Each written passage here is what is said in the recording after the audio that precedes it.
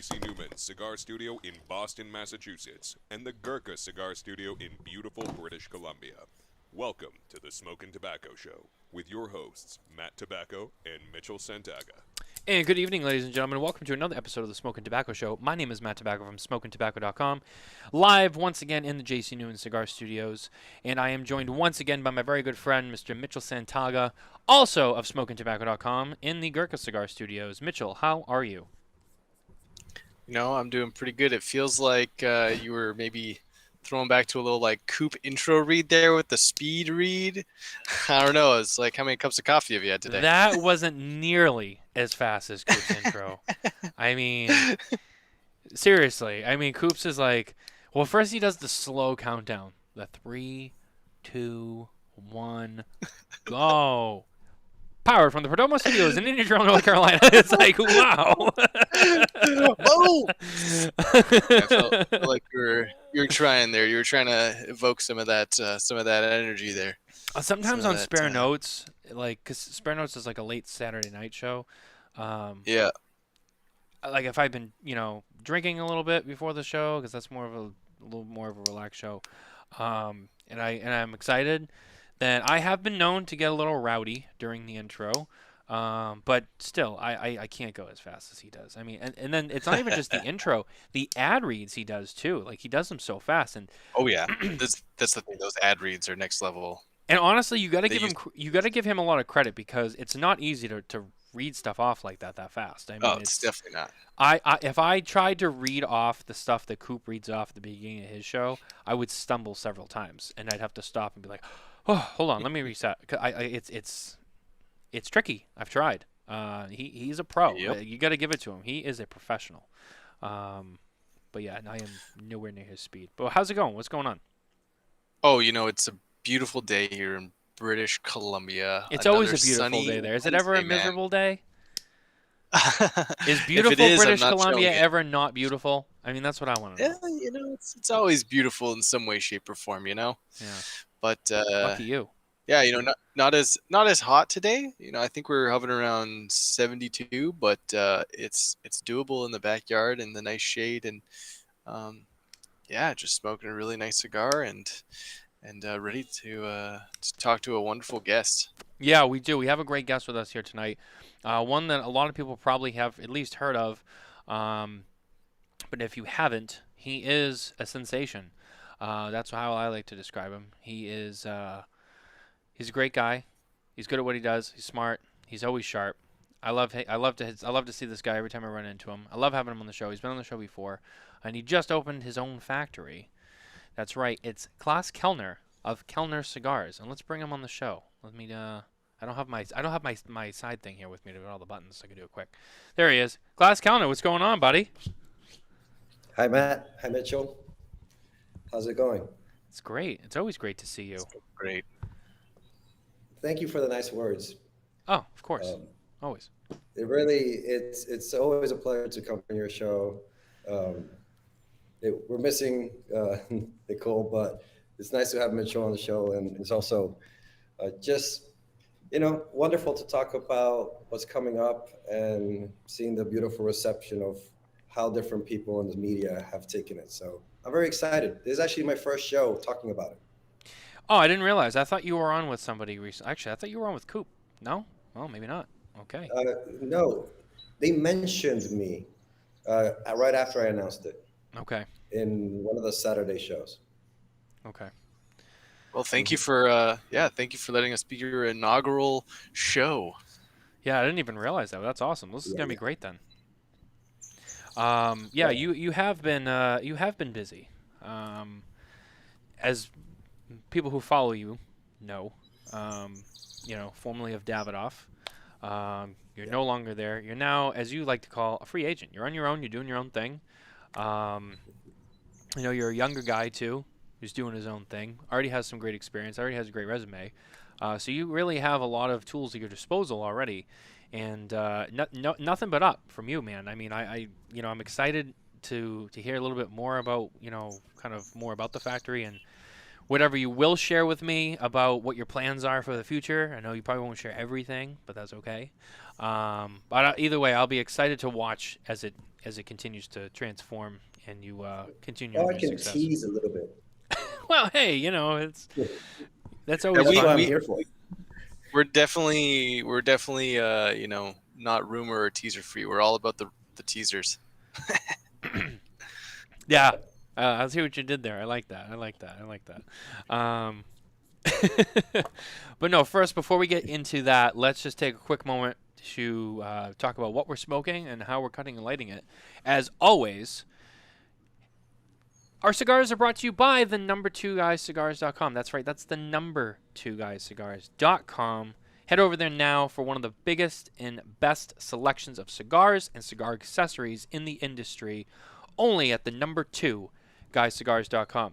Klaas, as our guest, I'm going to let you go first. What are you smoking with us tonight? Well, I think part of my job now is smoking a lot of cigars. Now? That are, well, before it was cigars that were out of the market. Now my job is more cigars that haven't even finished quality control. So I find myself smoking a lot of cigars that are freshly rolled off the table, cigars that either have a couple weeks aging or a couple months aging, and I'm just seeing how their evolution is going before we package them and we export them. So with me, I didn't know where to start, but with me, I have all these test samples from today that I have to smoke on a daily basis. So I decided to start with it's a test blend of a 55 and a 5.5 ring gauge, and it's just my daily job now. So I'm taking the time on the show to actually work. Hey, you know, someone in your position, you're always working, right? So I would expect nothing less from you. Mitchell, what you got? So, you know, I know his factory's in the Dominican Republic, and I smoked almost all of my DR cigars like in the last 2 months, and this was literally the last cigar I had in my humidor that was made in the Dominican Republic. And it's a Jose Dominguez, and I had the Grande Natural, which is Nice. 7.5 by 50. So yeah, this is smoking nice and mild. You know, nothing too crazy. First cigar of the day, so. Yeah, I was gonna say you're starting it off. You gotta start mild. For you, Mm-hmm. you know, I don't start mild. I usually start here and I come down, but I know you start mild. So, hey, whatever floats your boat. Anyway, just a little bit of fun. I'm smoking a Brickhouse Churchill, Brickhouse Classic. I was just finishing up an LFD Suave that I was going to smoke on the show, but I was just too excited, and I started smoking it before, and I already finished it. So I had one of these on the table, and I grabbed one of these. You can find it at twoguyscigars.com.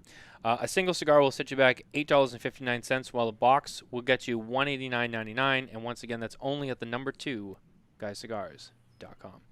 And as always, we're cutting and lighting our cigars with Cigar Blondie accessories. Available in 3 amazing finishes, chrome, black, and white. These beautiful accessories featuring a double guillotine cutter and a slim-bodied flat fan blade flame lighter. Very sleek, very sharp. Get them today at cigarblondie.com. All right. Klaas, it's time to get back to you. It's your time to shine, buddy. It's all about you tonight. This is a show that I've been excited for, obviously, you know, with the announcement that you recently made, and been eagerly waiting to get into it with you. First of all, we'll kind of backtrack a little bit just for those who are kind of maybe new to you and kind of what you've been up to the last couple of years. So you were at Davidoff. You and your dad were at Davidoff for many years. How long were you there for? With a paycheck? Yeah, I guess that's true, with a paycheck. Before that, I call it community service. Well, backtracking even more, you know, my dad founded Tabadom, and he decided to open up a factory for third-party labels. So he made cigars for many different clients. In the beginning of 1990, he started a production for probably his most famous client, Davidoff. I was born late 1990 in November. So when I was born, Davidoff was kind of part of the picture. And then sometime in 2001, my dad sold the factory to Davidoff. He stayed on board for many years running it. Other members of my family worked in Davidoff as well. But I was groomed in the Kelner School of Tobacco and Blending. And then you could say all my studies were focused around it. So when I finished college, the thing to do was come back to the Dominican Republic and start January 7th, 2014 was my first day with Davidoff. And I started with as a like an intern. Okay. And then about after a year and a half intern, basically working in every single section of the factory. I worked in the fermentation, I worked in the farms, I worked in the warehouses, sorting, rolling cigars as well. So at some point after that internship, I decided to jump into the marketing side, and we went to the United States, and I was brand ambassador for several years. So about 3 years ago, I left the United States Davidoff and moved back to the Dominican Republic. And at that point, I became an external consultant with Davidoff, which is the Kelner Tobacco company that I own as well. So I also do some consulting on the side. And then after that, Davidoff decided to set me free. Let's put it that way. And Fair I enough. basically started working on this project, which just recently launched a couple months ago. Now, is this something that you've been thinking about doing for a long time? Obviously, I mean, you probably, I don't know how long you knew, or if you ever thought like, hey, like, I'll always be with Davidoff, or if you've assumed like, hey, someday I'm going to go do something different. Was this something that, you kind of always thought about doing, or was this something that was kind of a newer idea that came, when things started to change? It's a good question. I always knew I was going to work in tobacco, and I always knew I leaned more to the farming and the factory side, even though I really like the marketing and I really like going out and going to the retailers, meeting all the consumers. Yep. I always leaned towards the blending and the tobacco side. So it was never far-fetched. I always thought that maybe, either I stay with Davidoff my whole life, I was born in Davidoff, or I do my own thing. And my dad has always vouched that you should be your own boss, at least at some point in your life. So my dad was always, my sister, my other sister, my big brother, they're all their own bosses right now, and so my family's always like that. At some point you got to go on your own and create your own thing. And could I have stayed in Davidoff my whole life and be perfectly happy blending cigars for them? Yeah, but they made my decision very easy. So I get to do what I love on my own time and my own way. So I'm very blessed in that sense. Yeah, there's definitely a sense of freedom, when you work for yourself, you're your own boss, you have your own responsibilities. You don't necessarily have to report to anyone else because you are the person. The trade-off, I assume, though, with that is everybody that works for you. What was that? Say that again. You report to everybody that works for you. Okay, that's a good way of putting it. I like that. I feel there's way more responsibility because now you have the livelihoods of everybody that works under you. So it wasn't the case with me, but you know how some people say you clock out at 5, and you don't clock in again until 9 o'clock next day. When you're your own boss, that never happens. And I'm sure it happens with your show, and I'm sure it happens to everybody that's listening at some point. But when I was in Davidoff, because I felt like I was part of it, I never clocked out. And so in that sense, I don't think my life changed because I get home and I'm still thinking about work. I go to sleep and I'm still dreaming about work. I'm still dreaming about blends. So, but there is way more responsibility on your shoulders because the company depends on the people that have put their trust in you. Oh, absolutely, and that's pretty much. I was just gonna kind of follow up with what you said before. Was the trade-off there is, you go from reporting to someone else, so to speak, to now you carry all of that responsibility of all the people who work for you, and outside even a step further that is all the things that financially you have to take care of with your business, and there's so many other aspects, and you have to manage it all. So it's not easy, but it sounds like just based on your experience that you've had, your mindset was already there, so to speak. So you kind of, this wasn't too much of a 180 for you. I mean, it's different, Yeah. obviously a different role, but the mentality is kind of the same. You're always in it. You're always prepared. You're always thinking about it, which is good. And I feel There like is a that's learning curve. I think the biggest change was the learning curve because, being born in a factory that's already operational and running is very different. I mean, you know everything, you know all the systems, you know all the work, you know all the machines that run in every single area, your humidifiers, your dehumidifiers, you know your cooling system, you know everything, right? You know how everything works. But now you actually have to go out there and get every single thing and set it up from scratch. yeah, So, and you're a small team because right now I'm a small factory. So really, you don't have an engineer that goes and okay, let's set up this machine here to dehumidify the tobacco. No, you have to go buy the machine yourself. You have to supervise the installation of the machine yourself. You have to check that it's running yourself, everything properly. So there is a learning curve because I grew up in a factory that was already built with an infrastructure and a huge team. right. Now I have to go out there and do it by myself with my small team. But don't you think Now, that no, go ahead, Mitchell. I'll let you go first. it kind of sounds like for this factory, I don't know if you can really answer this. You guys pretty much built this from the ground up, or was there already something there previously that you kind of took over? So I'm located in the main free zone in Dominican Republic in Santiago, the main free zone in Santiago. And it's where many other big factories are. I'm blessed to be in that location.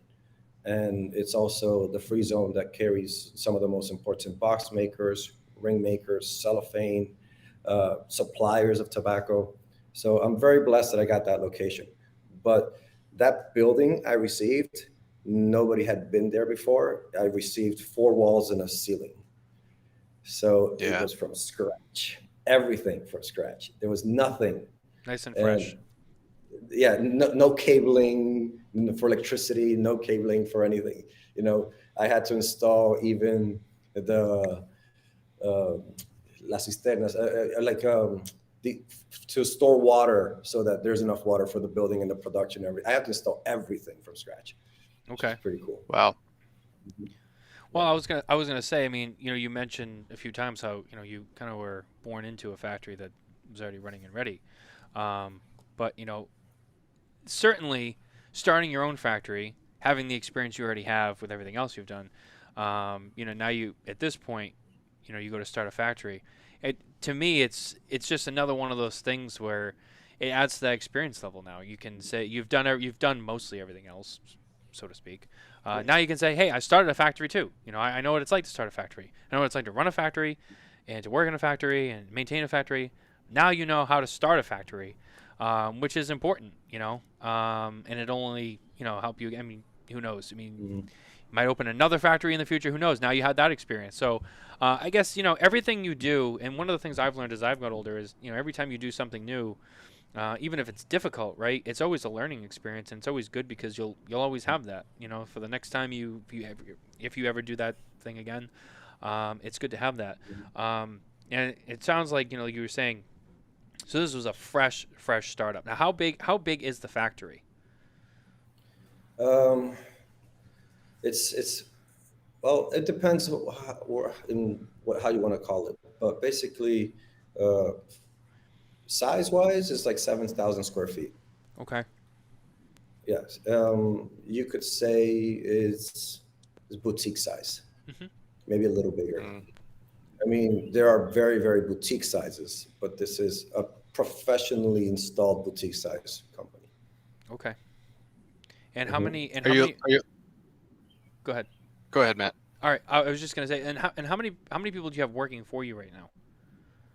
It's growing very fast. I mean, when I started during the construction, I only had 2 people working with me, but now we're above 10, and we'll see how we'll grow organically, depending on production, depending on demand.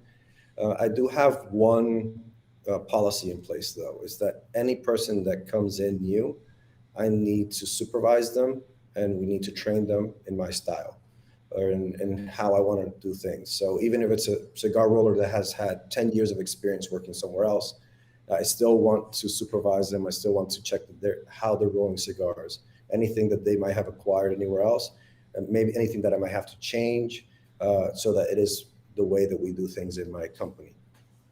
So there's no way I would have started with like 50 people because that's uncontrollable. You know, even if I had that demand, I want to make sure that every new roller that comes in gets trained by me and trained also by my head supervisor in the way that we do our thing. So we're going to grow, Nice, yeah. and I would say maybe fast, but in some people's eyes might be slow. Yeah, I was just gonna say pretty much. I was wondering how many pairs specifically you had, but yeah, I think you kind of mentioned that. I mean, look, anything you do, you know, you start small and you grow. That's just how it goes. Very few people have the luxury of being able to start big, and I think that I wouldn't want to start big. Yeah, and I was gonna say, but I think, you know, starting small and growing is the right way to do it. I mean, it's more controllable. There's more to learn. I think it's a better way to grow a business than, you know, start really big and then you already have all these pieces in place. So you're trying to figure out all at the same time. Versus when you grow, you kind of do things in little increments and you add more to your plate as you go and you learn a little bit more every day. You're not trying to figure it all out at the same time. But you know, again, there's things that you'll still learn. Look, there's people that have been in this business, people you know, even your dad, and people like, you know, Jose Blanco, who always saying like, hey, I've been doing this for what, 50 years now. I'm still learning new stuff. There's never a time when you're just like, I already know everything because I've done it all. It's like, no, people are always learning. And you have to understand that. I mean, everybody's going to say something along the same lines, but I mean, prime focus is quality.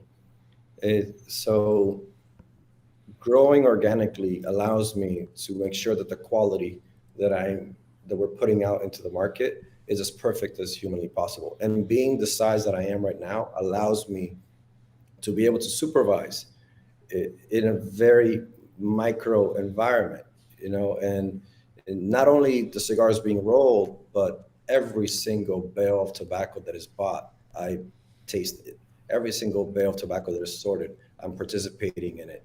And I'm opening up the bales. When we move on to a new bale, I'm there opening up the bale with them, checking that the tobacco there if it has changed in anything from the moment we bought it, or as we're sorting it, and we're sorting it right. So we're putting the seco, the visos and ligero where they're supposed to be going.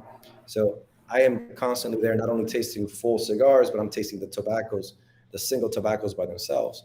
And that's something that in a big format, you could not do. You would have to depend on other people. And maybe one day I'll grow that big. But right now, the beauty of being small is so beautiful. It allows me to be part of the whole process.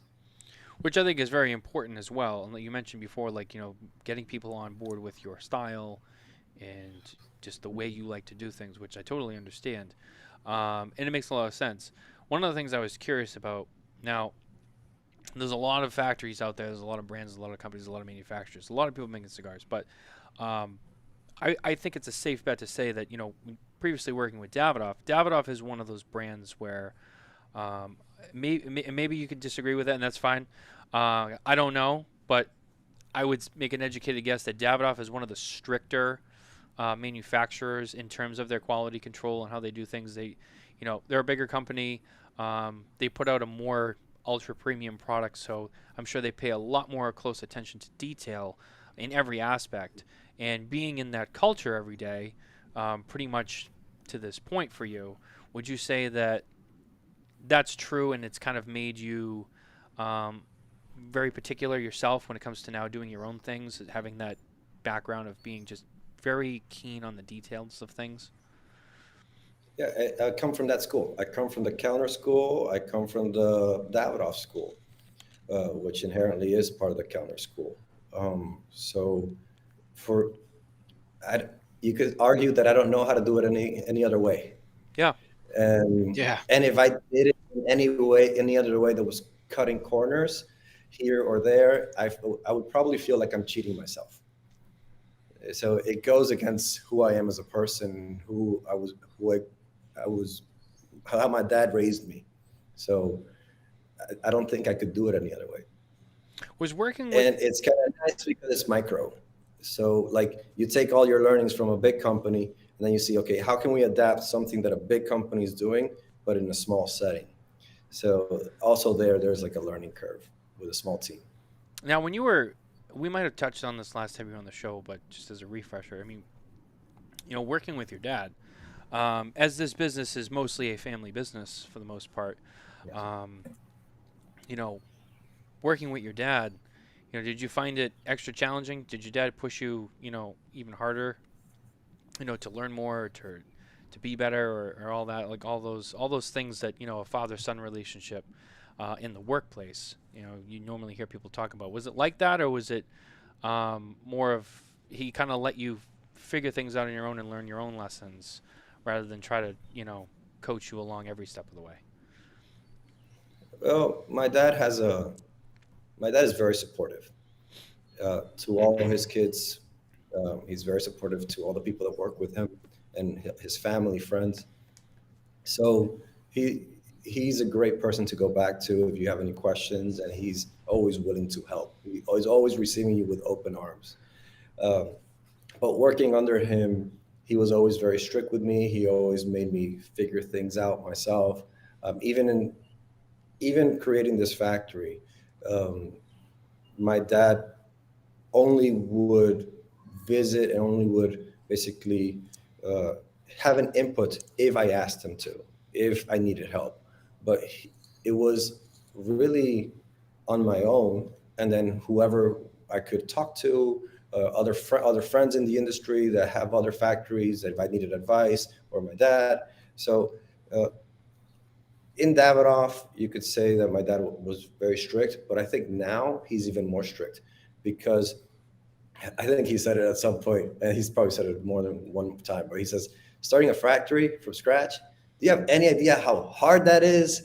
You must be crazy. I said, well, Dad, it's what I love. It's like, okay, but it's gonna be tough. Like, yeah, but so he just kind of just let me go out and do it on my own. I had to go get permits on my own. I had to go buy tobacco on my own. It's always nice when you have a blend that, I looked for tobacco on my own. I do the blends on my own. And then at some point I gave a blend to my dad. It's like, hey, try this. He tastes it with a sign of approval. And then he says, I would change this. It's like, he's always challenging me to make something better. And he's like, the blend is perfect, but if it was me, I would have done this. Just always that little bit of like, it's not 100%. It might be perfect. It might be 100% perfect, but he will always challenge me. What if you would have done this? Actually, I have here one of these cigars. It's a test blend, and this particular cigar is a change with a suggestion of my dad. So I'm gonna try it with the suggestion of my dad, and I know the cigar is already great, but I've already tried it. I'm gonna try it again. But it's always nice to have a second opinion on the blending, and he's a great resource. I would be crazy not to have him, to not use him. Yeah, you sorry, I don't know why I stuttered there. Yeah, of course, like you just said, you have a great resource. I mean, you have your dad. He's been doing this a long time. And not even just him. I mean, I'm sure you got other friends and connections or whatever. I know your brother's in the business too.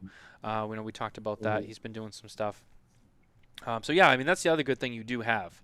As much as he's right, it's hard to start a factory. Only I can imagine.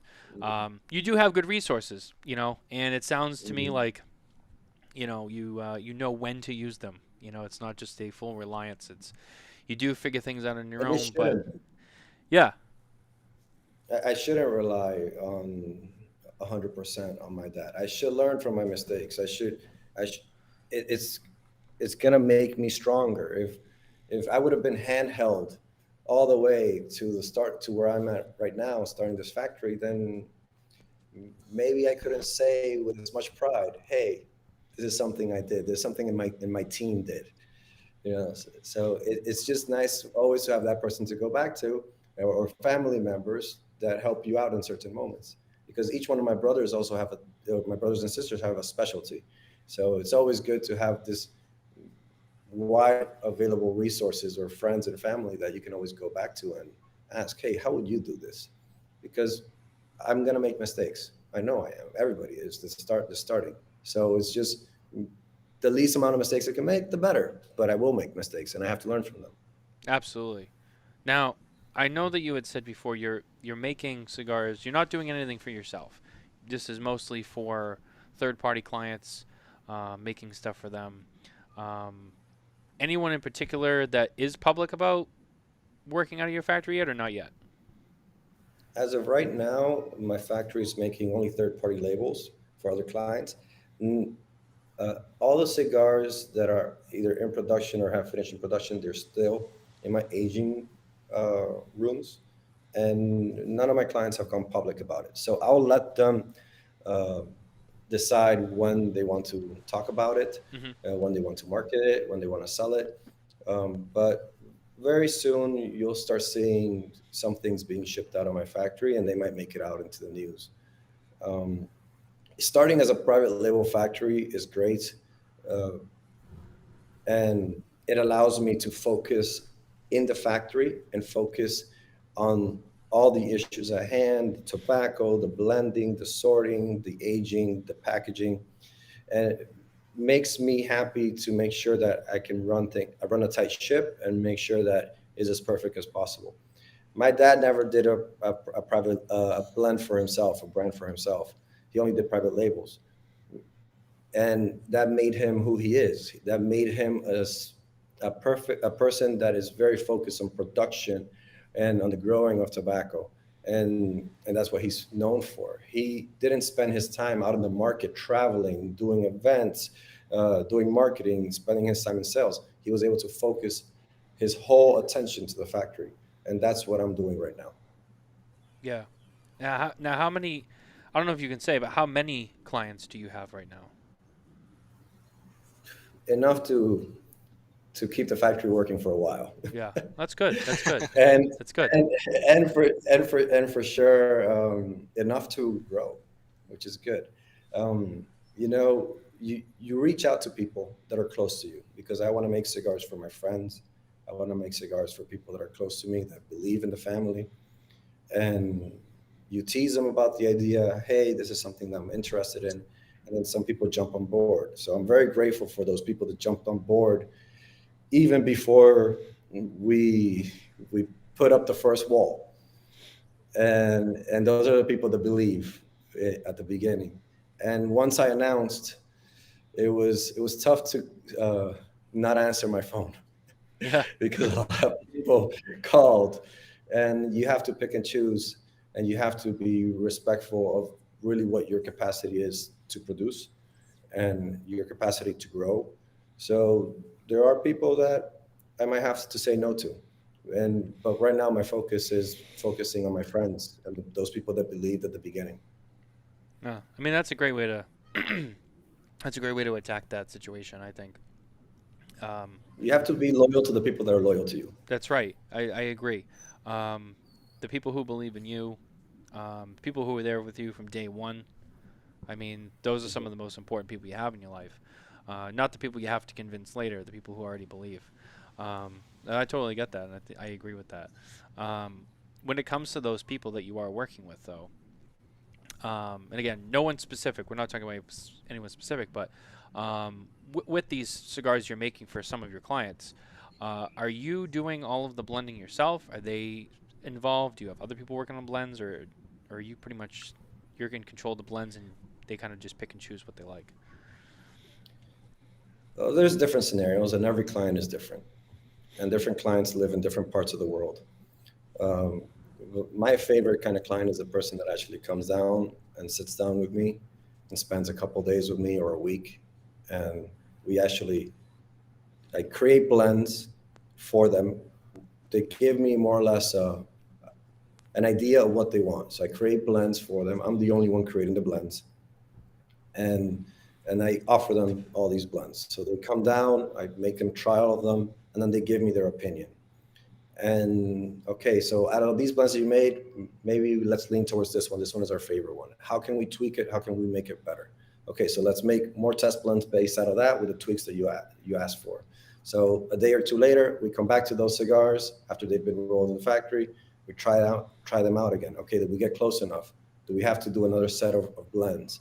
And we actually get to work with the client intimately and create something that they could say that they participated in the blend creation. And most of my clients are that way.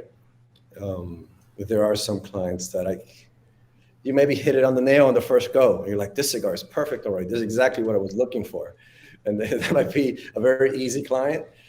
But I think there's beauty in actually working with a client and making them own part of the process. And every blend that I make for a client, it's their blend. And I won't repeat that blend for anybody else. So it's fun to actually create something that they feel like they have an ownership. And when it comes to working on blends with some of your clients, I mean, when it comes to specific tobaccos, I mean, is there any tobaccos that, people will request that, either you can acquire or you don't acquire, or is, if someone comes in with a very specific, hey, I want this and this and I want this, do you essentially just be like, yeah, we'll get it? Or is it kind of tricky, like, well, this is not really available, or hey, like, we can't buy this tobacco from this company, we don't work with them, or whatever. How does that process kind of go for someone who's not really familiar with that? Okay, so as a small cigar factory that is boutique size, I don't have the ability to have warehouses of fermentation and warehouses of aging with tons and years of bales in large quantities. So with those first initial clients, I would go to suppliers, and different suppliers say, hey, I have this available. And I grabbed a big selection, a large variety of different tobaccos. And then I would go and actually create test blends with those sample tobaccos. And then a client would say, yes, this is more or less what I like, or let's tweak it a little bit. And then I would go again back to suppliers, hey, let's change this a little bit. Can you offer me this kind of tobacco? And then I would basically create another test blend. Once those first clients that I acquired decided on blends, and I could go out there and purchase large quantities of tobacco. And for a small factory, I went out and bought like 4 or 5 times the amount of tobacco that I needed for those blends, and extra tobaccos of other varieties that I know I will probably be using, or I know the market is leading to. Most of the people, interestingly enough, the market is going in one direction, and you can tell that most clients are looking for medium to full-bodied or larger size ring gauges. Of course, there are exceptions. And it's interesting because a lot of people are asking for like a Habano wrapper from wherever you want to source it, whatever country you want to source it. But there's a lot of Habano or darker colored wrappers that are being asked for. And rarely they'll ask for something that's not obtainable, but the flavor profile of that tobacco, and you can say, hey, okay, maybe I don't have this, but I think I can substitute it with something like this, and I know it's something you're going to like. So there's a little bit of compromise. But my job is to go to suppliers, and every single bale that I purchase, because I don't have the opportunity to ferment it, I have to depend on the supplier to ferment it. I have to make sure that the bale I'm buying is already fully fermented, has good age on it, and that part of the process has already been done. Then I'll purchase that tobacco, and I'll finish a little bit of aging in my warehouses. On the bale side, we'll make the cigars, all the processes to make the cigar, and then we'll age that cigar at least 3 months in my aging room so that the cigars are well balanced, they have become uniform, and the humidity has stabilized throughout the cigar. So it is really more about buying the right tobacco. Very glad, very grateful to all the suppliers that have opened up their doors to me and allowed me to actually go in. And if I taste a bale and I say, no, this bale, no, okay, let's get another bale. Or if I receive a bale in the factory and I open it up and I taste it, I think we may have made a mistake. Okay, let's see if we can change this bale for another bale. And actually, it's been a really nice, close relationship with the suppliers. and that have allowed me, because they know what I'm looking for and the quality that I'm looking for. I'm only buying grade A tobacco. I'm only going for the top. I'm not cutting any corners. So it is a fun adventure actually sourcing the tobacco. That's probably the funnest part. It's going to suppliers, spending their 4 hours and tasting bales and bales and bales, single leaf tobaccos, one after another, and making sure that the tobacco they're making available to you is well fermented and well aged. Yeah, that was going to be kind of like my follow-up question was, would you say the tobacco buying process, I mean, that seems like a whole animal within itself. I mean, production, rolling, all of that stuff, all important stuff, all, time consuming. But the tobacco buying process, it almost seems like it's this island of its own because it needs so much attention. Because, every time you're buying tobacco, you're trying to create a blend, maybe a specific blend. Maybe you're kind of in like a wheelhouse of an area and you're just trying to figure out what tobaccos are going to make up that blend. But still, you got to, like you said, you got to sit down with them. You got to taste all these different tobaccos. You got to find the right stuff, find what you're looking for, find the right flavor. I know you mentioned the fermentation, which is obviously a huge part of the process. And I'm sure you run into tobaccos that, hey, this one's just not, fermented enough for what I'm looking for, or, this one's great, or this one's whatever. Is it a tricky process? I know you mentioned it's fun, but is it also just a really tricky process too?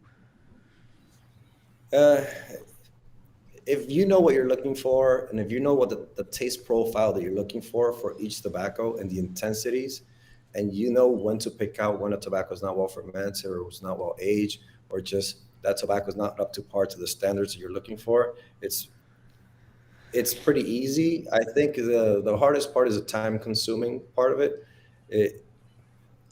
And actually sitting down and tasting each one, making little pachuches, little single cylinders of tobacco of one variety, and tasting and comparing it to another bale. Is this bale the same as this bale? Am I getting the same notes? No, this bale actually tastes a little lighter.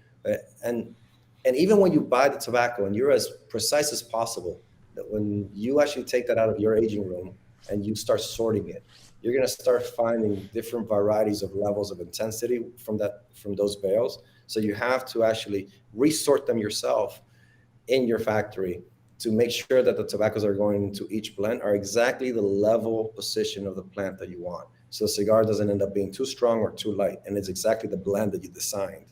So there's two parts of it. First, going out there and buying the right tobacco, the right bales, but then in your factory, being able to resort it properly and being hands-on about it, so to make sure that each leaf is well divided into its section, into its level of strength, so that when you go to make the blend, the cigar is always uniform. It can be very tricky, but I don't know, for me, it's simple. It's just time consuming, but it's not time consuming. It doesn't feel like it because it's fun. I like it. I think probably there are two favorite parts. My favorite part is testing the final blends and tweaking them, and then actually the purchasing of tobacco. Those are my two favorite parts. Those are the parts that get you through the day. Well, it's because you're experimenting and you're creating something and you're trying something new. Or you go to a supplier and say, I actually have also this bale of this variety. Would you like to try it? Yes, bring it out. Let me see if it's something I can use. And I am exposed now, outside of Davidoff, I'm exposed now to much more varieties. During my internship with Davidoff, I actually did internships with some of the suppliers. Okay. So some of the suppliers actually opened up their doors to me. And now I'm coming back, like 8 years later, 7 years later, and they're saying, and some of the employees that I interned with or I worked with are like, oh, wow, I remember when you were interning here, working with me, and now you're here buying tobacco from me. So I know what I'm looking for, but now I have this world of suppliers that have different varieties and tobaccos that Davidoff doesn't use, because each company leans in one direction or another. Some cigar companies specialize in some tobaccos for their blending, and some companies specialize in other tobaccos. So now it's like I have a bigger world at my disposal. Yeah, one of the things I was going to say, we've had so many conversations with people who blend, and make cigars and what have you. Not just people who own the brand and oversee the business operations, but people like yourself who work with the tobaccos. They're in the factory. They're making the blends. They're tasting the tobaccos. And to me, the conversation is always pretty similar, so to speak. And it's always, for me, I always kind of liken it to blenders and cigar makers, to like artists, like legitimately artists. And to hear you talk about buying the tobaccos and tasting the test blends, and how that's your favorite part. To me, it's like, well, that's that creativity. That's that artist creativity. Obviously owning a factory, running a factory is a big, like you said, responsibility. And there's a lot of things that go into doing all of that outside of the I don't want to, for lack of a better term, the more glamorous parts, right? But that's that creativity. That's when like the artist is actually creating, and that's the exciting part, and that's the fun part. That's what everything else that you do that may not be as fun. That's what allows that to happen, because without that, I mean, that's why you're there. So it is exciting. I love having these conversations, and people talk about tasting tobaccos and going through that. I've never really, I mean, I have a little bit, and the few people that I've met with, got to see like, this much of that. And it's cool and exciting to do that every day. I can only imagine. It must be, just an amazing life to have. I can only imagine. It's the creativity. You mentioned the creativity, and it's almost like I used to say this back when I would do events as brand ambassador, traveling around the world. But I'm a blender. Let's not call it master blender. A blender looks at his inventory, looks at what's being sorted, looks at what you're getting out of those bales, and then the more you sort, the more specific you are, the more ingredients are being available to you. So you essentially become a chef in your own kitchen, and you, okay, what if I add this percentage of the tobacco? How would the flavor change? And it's always evolving, is always changing as your factory is evolving, because more tobaccos become available to you. And I would joke back when I was in Davidoff that Davidoff is never going to run out of blends. And that's how I feel. Like, even with the amount of tobacco I have, I feel like I'm not going to run out of blends, because there's so many possibilities and so many ways of changing up a blend. Even just by changing one leaf, by changing 10% or changing a binder, the cigar becomes completely different. And it's like a little playground with all these toys, or a kitchen with all these ingredients that it's ever evolving.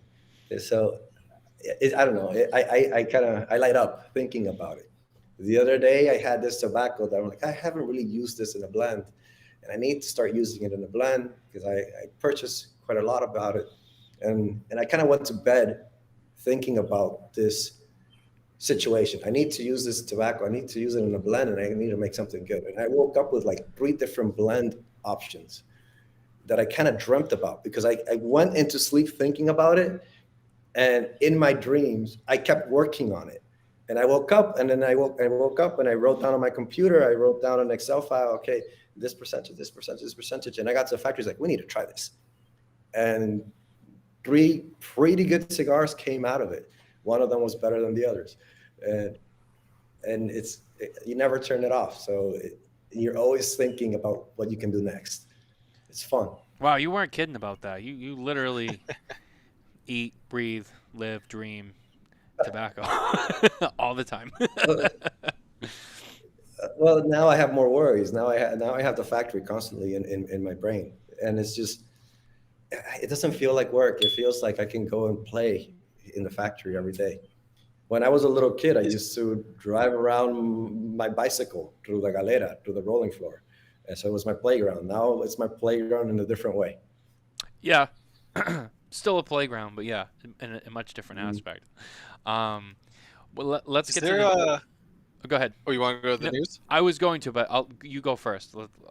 I was just wondering, you mentioned that tobacco, but has there been a tobacco that you've kind of found that you weren't really able to, or didn't really get the opportunity to utilize while you were with Davidoff that you've kind of discovered or been able to use a little bit more now that you're in your own factory that you're really like fell in love with or were surprised with, that you're like, wow, I can't believe this has kind of gone under the radar for me.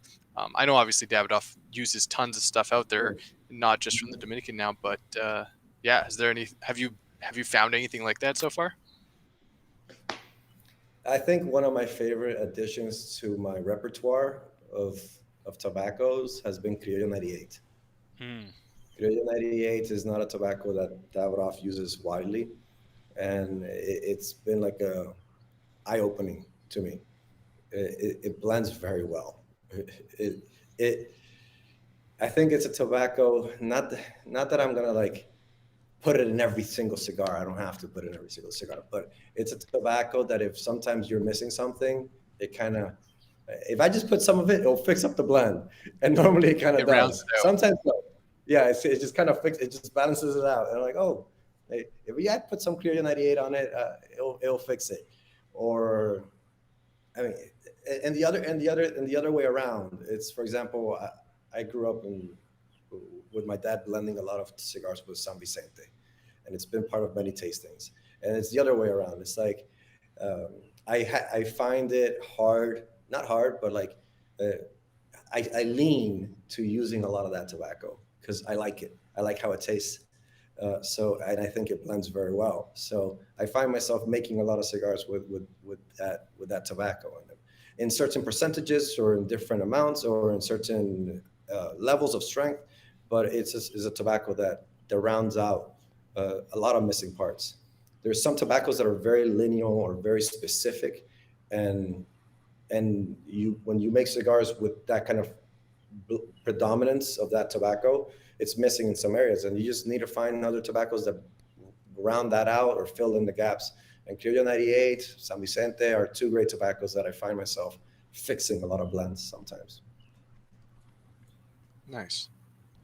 Yeah, I was going to ask kind of a similar question. One question I do like to ask whenever I have the opportunity to work with people who do a lot of blending,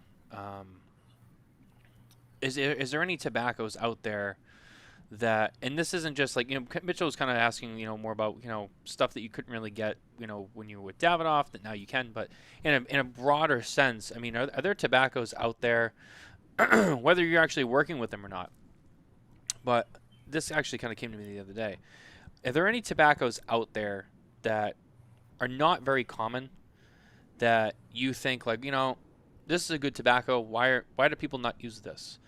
Whether it's because of just sourcing or it's expensive or whatever the reason. There's got to be, because, you hear a lot of the common ones. You mentioned, Criollo 98 and, there's a lot of common stuff out there. But I'm sure there's a bunch of varieties or seed varieties that maybe to the consumers or to the rest of the world that are not as common or we don't really hear about, that obviously people like yourself know about very well, but it doesn't get used a lot. Is there a lot of tobaccos out there that don't get used that are great tobaccos? To be honest, I think, when you talk about the industry as a whole, there's no tobacco that's not being used that is for premium cigars. So you could argue, oh no, I've heard of this company using it, or I've heard this company using it. At the end of the day, it's your decision as a blender and as your company to focus on one tobacco more than another. But personal experience, right? I got married, where we both got married in Vegas. That's right. We share that. Yeah, we do share that thing in common. And my wife grew up in Asia, and we decided that one of our first trip after we got married was going to be to Asia. So I decided to take 2 full days of that trip, and my wife willingly accepted to drive out 4 hours into the middle of Indonesia and look at tobacco. and she was very happy about it because I was happy. And it's also, she got to see people that knew her as a child because we went to visit those suppliers. So it was also very nice for her. But for example, for me, I decided that I wanted to buy some Besuki tobacco. And Besuki tobacco, it gets distributed to a lot of big players. It's hard to get, and it's a tobacco that I'm interested in because I had a personal experience with it that I loved, and I got to see the whole processes, how they ferment the tobacco differently there, how they hang the tobacco differently in the curing barns, how they sort the tobacco differently in the way the ladies work. So I kind of have a little bit of an emotional attachment to it, and it's a tobacco that I decided that if I had the opportunity, I would purchase it and try blending with it. And it's a very the one I have is one that is very light, very creamy, but it has a nice sweet undertone. It's very good for combustion, very good to round out the sweetness of a cigar. Very interesting. Nice. And it's not a tobacco that is widely available on this side of the world.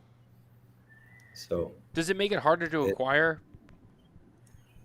Depends on your supplier. Yeah. Even with the Criollo 98, right? I'm saying Criollo 98, but Criollo 98 can vary widely depending on the supplier and where it's grown.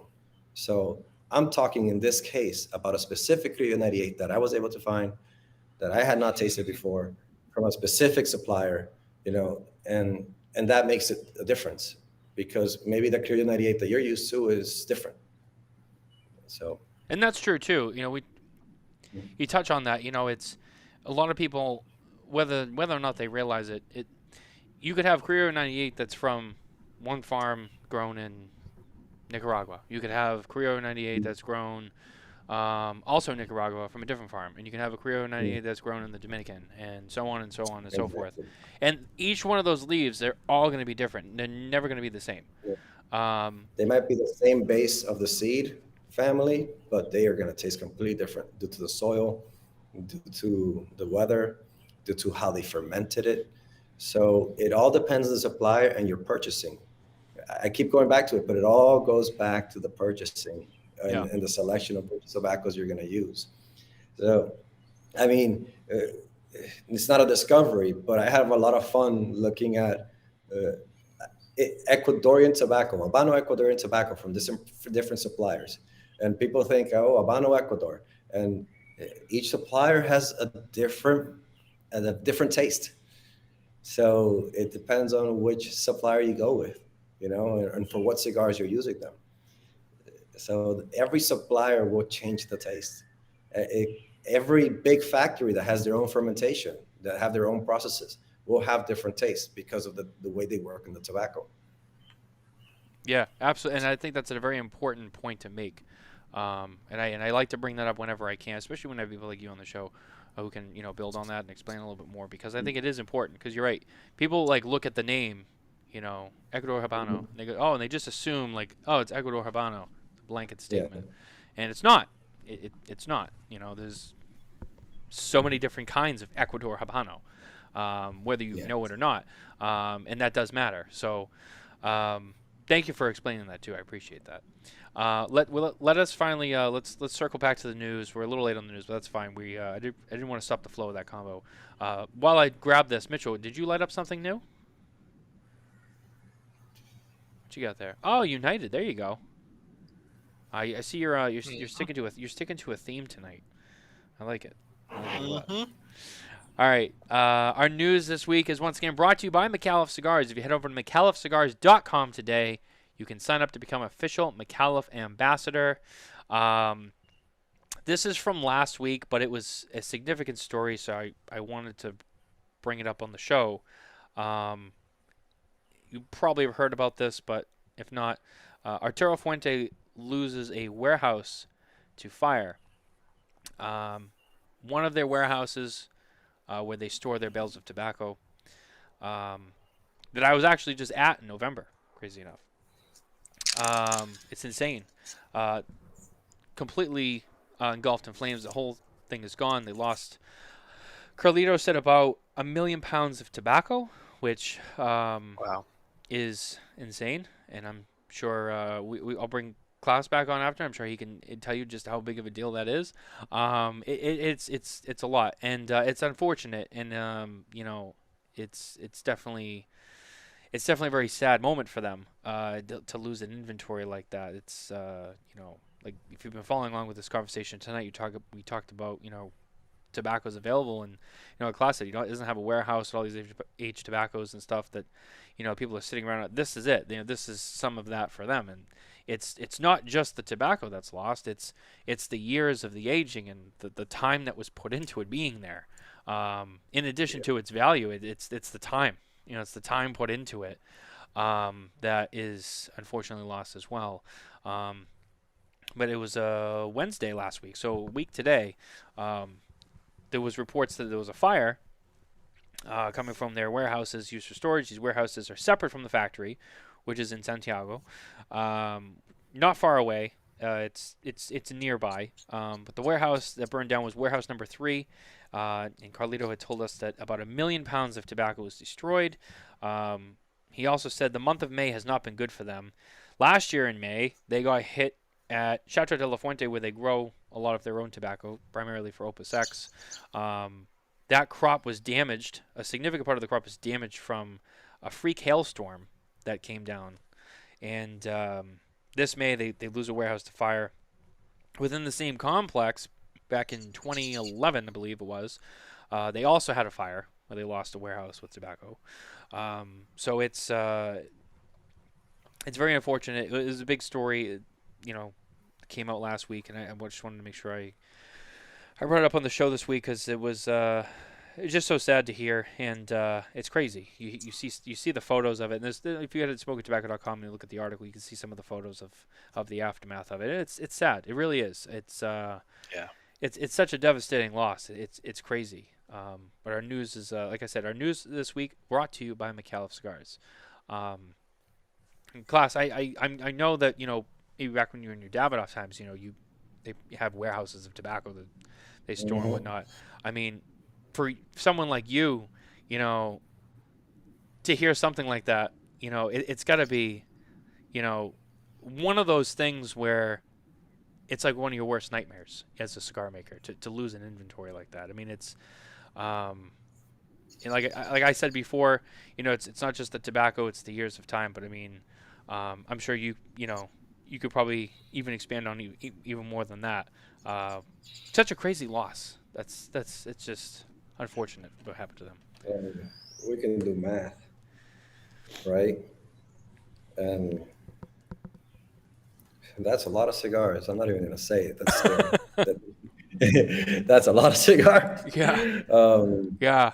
That you can make from 1 million pounds. It's very sad for them. My dad lost his factory, not a warehouse, a factory, in '96.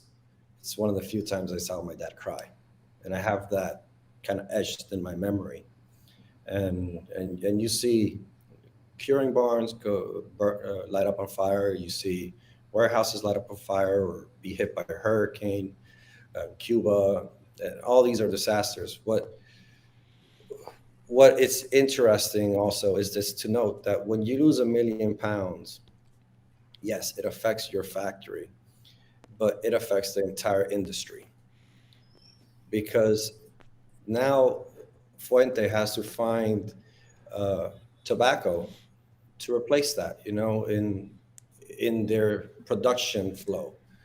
And whether it affects their quality or not, or whether it affects, it shouldn't affect their quality, but whether it affects shortages, but then it also affects suppliers, because we're a very tight-knit community, and we all vouch for each other. We all support each other in time of need.